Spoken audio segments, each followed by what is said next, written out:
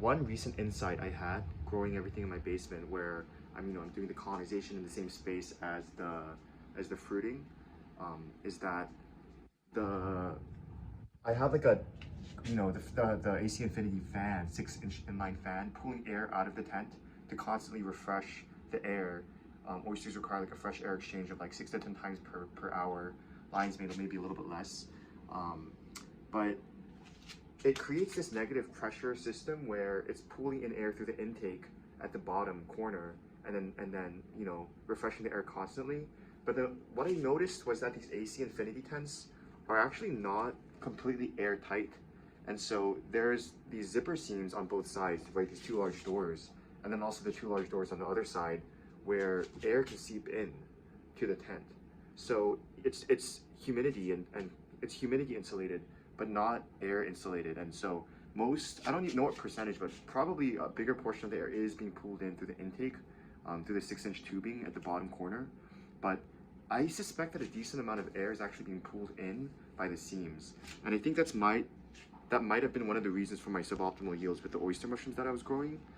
So one change that I made to my facility recently is I was thinking of turning this grow room into like a third grow room. And so I had all my bags colonizing out in this space over here, just in odd spaces. It was kind of cluttered, but I was like, hey, what does it matter? But I realized that with the amount of substrate I had colonizing every week, what could be happening is that they could be emitting CO2, and then that CO2 could be pulled in by the negative pressure system in the grow tent, and then diminishing the yields of the mushrooms going inside, which are obviously looking for lower CO2 levels, not higher, and in particular with the oysters. So what I did was, even though this kind of takes away fruiting space in my basement, I moved all of the colonizing bags into this AC Infinity tent, so everything's kind of enclosed in here.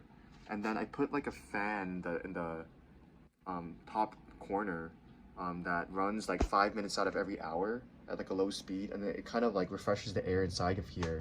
So it pulls CO2 out of the room as it's being emitted by the colonizing bags. And I don't know that it matters for me personally, because I'm actually only doing lion's mane in these two grow tents.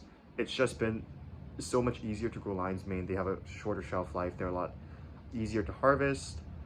They're more compact, so they're easier to store. They're just so much less messy than the oysters, which kind of spore everywhere.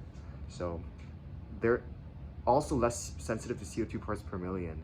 So for me personally, I don't know that this change makes that big of a difference, and I might actually take out the colonizing bags and use this as a fruiting tent in the future if I feel like that's something I can possibly do.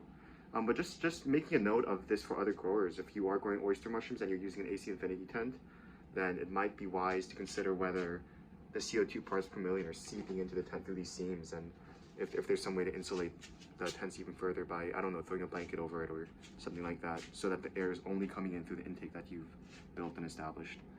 Yeah, so that's just a little tip, and I hope it's helpful to anybody who finds this video.